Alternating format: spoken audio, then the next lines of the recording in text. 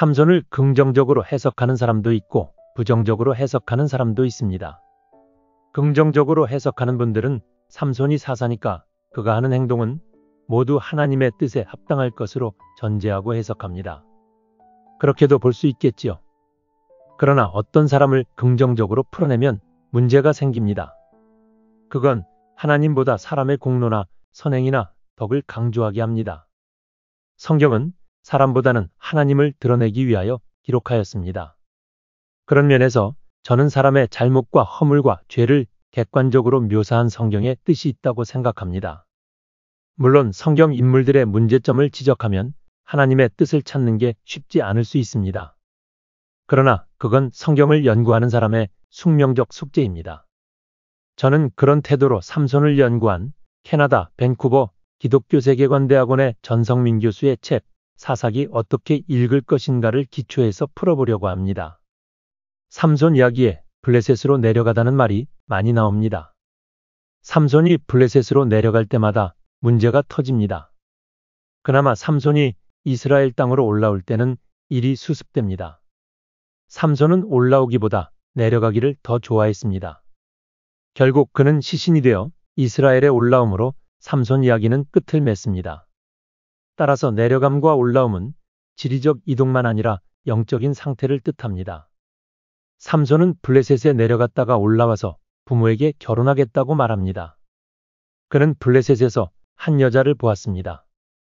그는 그 여자를 좋아했습니다. 여기 좋아하다로 번역된 히브리어 표현은 키이요시라 베나이로서 직역하면 나의 눈에 보기 좋기 때문입니다. 라는 뜻입니다. 이것은 사사기에 자주 나오는 자기 소견에 오른 대로와 같은 히브리어 수거입니다. 당시 이스라엘이 고통받는 가장 큰 요인 중 하나는 하나님의 뜻보다 자기 소견에 오른 대로 판단하고 행동하는 것입니다. 삼손도 똑같습니다. 그는 이스라엘 여자와 결혼하라는 부모의 의견을 거스르고 자기 뜻대로 결혼을 강행합니다. 그런데 4절에서 그가 결혼하려고 했던 목적을 밝힙니다. 삼손이 틈을 타서 블레셋 사람을 치려 함이었으나 그의 부모는 이 일이 여호와께로부터 나온 것인 줄은 알지 못하였더라. 합동신학교에서 강의했던 최낙재 교수는 이 본문대로 이해하여 책을 썼습니다. 전성민 교수는 개역 성경이 히브리어 본문을 오역했다고 지적합니다. 틈을 타서 블레셋 사람을 치려 했던 것은 삼손이 아니라 여호와 하나님이라고 합니다. NIV 성경은 히브리어 본문을 따라 번역했습니다. His parents did not know that this was from the Lord, who was seeking an occasion to confront the Philistines, for at that time they were ruling over Israel. 세번역 성경은 이렇게 번역했습니다. 그의 부모는 주님께서 블레셋 사람을 치실 계기를 삼으려고 이 일을 하시는 줄을 알지 못하였다. 그때에 블레셋 사람이 이스라엘을 지배하고 있었다. 저는 전성민 교수의 의견이 더 바르다고 생각합니다. 삼손 이야기를 살펴보면 삼손이 나실인의 사명을 따르지 않고 자기 소견에 옳은 대로 행동하다 결국 많은 사람에게 피해를 주고 죽음에 이릅니다. 그 과정에 블레셋 사람을 공격하였습니다. 그러나 그는 이스라엘 민족이나 여호와 하나님을 위하여 공격했다기보다 자기의 욕심과 경거망동으로 공격하여 승리했습니다. 물론 그때마다 여호와의 영이 작용하였습니다. 그러나 여호와의 영이 한 역할은 삼손에게 큰 힘을 주는 것이었습니다. 전성민 교수는 이렇게 말합니다. 여호와의 영이 삼손에게 임했다는 이유로 삼손의 모든 행동을 정당화하고 바람직한 것으로 이해해서는 안 된다. 삼손의 행동들은 공적인 사사직분과 관계없는 것이었지만 하나님은 그런 온전하지 못한 행동을 통해서도 자신의 뜻을 이루어 가신다. 그러니까 삼손은 하나님의 목적이나 방향을 전혀 생각하지 않고 자신이 원하는 목적과 방향을 따라 행동하였습니다. 그런데 여호와 하나님은 보이지 않는 손으로 개입하셔서 삼손을 통해 구원 역사를 이루어 가십니다. 여기 오해하지 말아야 할 것이 있습니다.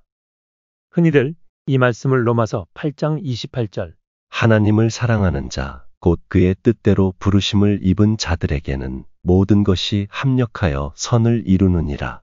말씀과 병행구절로 해석하는 경우입니다. 이 구절은 우리가 행하는 모든 것은 선하다고 주장하든가 혹은 모든 것이 최선의 결과를 낳게 된다는 것을 의미하지 않습니다. 오히려 사사기는 우리의 죄악된 모습과 악행에도 하나님은 구원을 베풀 수 있음을 가르칩니다. 따라서 사사기 14장 4절과 로마서 8장 28절은 병행구절로 해석하면 안 됩니다. 삼손은 우여곡절 끝에 결혼식을 강행하였습니다. 그는 7일 동안 이어지는 결혼잔치에서 관례에 따라 수수께끼를 내었습니다.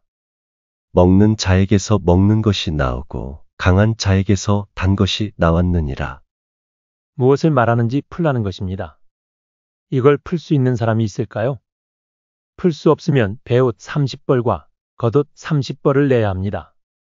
당시 사람들은 옷 한 벌로 살았습니다. 출애굽기에 내가 만일 이웃의 옷을 전당 잡거든 해가 지기 전에 그에게 돌려보내라. 그것이 유일한 옷이라. 는 말씀이 있습니다. 그 옷이 없으면 알몸으로 밤을 지내야 했습니다. 옷이 얼마나 귀중한지 알 수 있습니다. 참고로 그 시대는 속옷과 겉옷이 있어서 속옷은 중요 부위를 가리는 용도이고 겉옷은 옷이며 동시에 이불 역할을 했습니다. 그러니 그 시대 사람들이 얼마나 몸냄새가 났을지 짐작이 갑니다. 아무튼 이 문제를 풀 수 없었던 블레셋 사람들은 신부를 협박하였습니다. 만일 답을 알아내지 못하면 너와 내 아버지 집을 불사르고 너희 집안의 소유를 다 빼앗겠다고 하였습니다. 신부는 몇 날 며칠이고 울면서 삼손에게 매달렸습니다. 여자는 이렇게 말했습니다. 당신이 나를 미워할 뿐이요 사랑하지 아니하는도다. 우리 민족에게 수수께끼를 말하고 그 뜻을 내게 알려주지 아니하도다. 그녀는 삼손에게 답을 알아낸 후 자기 백성에게 알려주었습니다. 지금 이 여자의 정체성은 무엇일까요? 삼손의 아내일까요? 아니면 블레셋 사람일까요? 그녀는 삼손의 위신보다는 자신과 아버지 집의 안위를 더 중요하게 생각했습니다. 당연한 생각이라 할 수 있습니다. 답을 알아내지 못하면 모두 불살라 죽이겠다고 협박하는데 안위를 염려하지 않을 수 없지요. 그러나 그녀의 말에 담긴 우리 민족, 자기 백성이란 표현은 그녀의 정체성이 삼손의 아내라기보다 블레셋 사람이라는 것에 강조점이 있습니다. 그녀는 삼손과 결혼하지만 블레셋 사람이었습니다. 고대에는 개인주의가 없었습니다. 결혼 전 여자는 무조건 아버지의 뜻을 따라야 합니다. 결혼 후에는 무조건 남편의 뜻을 따라야 합니다. 남편이 죽으면 아들의 뜻을 따라야 합니다. 여성들은 남성에 의존하여 살았습니다. 삼손과 결혼한다면 그녀는 무조건 삼손의 신앙과 정체성을 따라야 했지만 그녀는 블레셋 사람의 정체성을 가졌습니다. 하기사 삼손도 하나님 신앙이 있긴 했지만 누군가에게 선한 영향력을 끼칠 만큼의 신앙은 아니었습니다. 여자를 협박해서 수수께끼를 푼 남자들에게 삼손은 이렇게 말했습니다. 너희가 내 암송아지로 밭갈지 아니하였더라면 내 수수께끼를 능히 풀지 못하였으리라. 여기 암송아지는 자기 부인을 표현한 말로서 자신을 배반한 여자에 대한 경멸적 표현입니다. 삼손은 화가 나서 블레셋의 다른 마을인 아스글론을 쳐서 남자 30명을 죽이고 그 옷을 빼앗아 줍니다. 그리고 이스라엘로 돌아갑니다. 좋았던 감정이 순식간에 식어버리는 삼손의 모습은 기분에 따라 행동하는 매우 불안정하고 미성숙함을 보여줍니다. 그 사이 여자의 아버지는 딸을 다른 남자에게 주었습니다. 얼마 후 화가 가라앉은 삼손이 내려와 장인에게 아내를 달라고 하였습니다. 장인은 이렇게 말했습니다. 나는 자네가 그 아이를 몹시 미워한다고 생각해서 자네 친구에게 아내로 주었다네. 사실은 동생이 언니보다 더 예쁘니 부디 그 애를 아내로 삼아주게. 그러나 화가 머리끝까지 오른 삼손은 여우 300마리를 잡아 꼬리를 서로 묶고 그 사이에 횃불을 달아 블레셋의 평원을 불태워버렸습니다. 이에 화가 난 블레셋 사람들은 삼손의 아내였던 여인과 장인과 그의 가족을 모두 불태워 죽였습니다. 그러자 삼손이 내가 너희에게 원수를 갚기 전에는 가만히 있지 않겠다. 그리고 다시 복수합니다. 복수는 꼬리를 물고 계속되고 마침내 삼손은 두 눈이 뽑혀서 죽고 맙니다. 마치 요즘의 이스라엘과 팔레스타인의 싸움을 보는 듯합니다. 구약 율법에서 복수를 언급하는 경우가 있는데 그건 어디까지나 법이 만들어지기 전 분노에 사로잡혀 함부로 사람을 죽이고 사회 질서를 깨트리는 상황에서 사회 질서를 세우기 위한 사회법이었습니다. 하나님은 정의의 하나님이지만 기본적으로 사랑의 하나님이십니다. 하나님은 죄 가운데 심판받아 마땅한 사람들을 구원하기 위하여 독생자 예수 그리스도를 보내시고 그 아들을 희생하여 죄인들을 용서하시고 구원하셨습니다. 복수와 보복은 하나님의 뜻이 아닙니다. 사랑과 용서와 은혜와 긍휼과 자비와 오래 참음과 양선이 하나님의 뜻입니다. 현재 이스라엘과 팔레스타인은 모두 하나님의 뜻에 어긋난 행동을 하고 있습니다. 그들은 하나님의 이름을 빌려서 전쟁하는 악행을 저지르고 있을 뿐입니다. 다시 삼손 이야기로 돌아오겠습니다. 삼손도 그렇고 그의 첫 번째 아내인 딥나 여인도 그렇고 모두 잘못된 생각으로 행동하였습니다. 인간은 모두 죄인입니다. 의인은 없나니 하나도 없다 했는데 사사시대는 더욱 그러합니다. 사사도 하나님을 찾지 않는데 평범한 유대인이나 이방인은 더 말할 필요가 없습니다.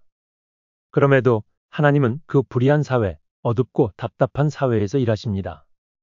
성경에서 궁극적으로 말하고자 하는 것은 하나님의 구원 역사는 인간의 신실함에 의해 이루어지는 것이 아니라 하나님의 신실하심에 의해 진행된다는 사실입니다.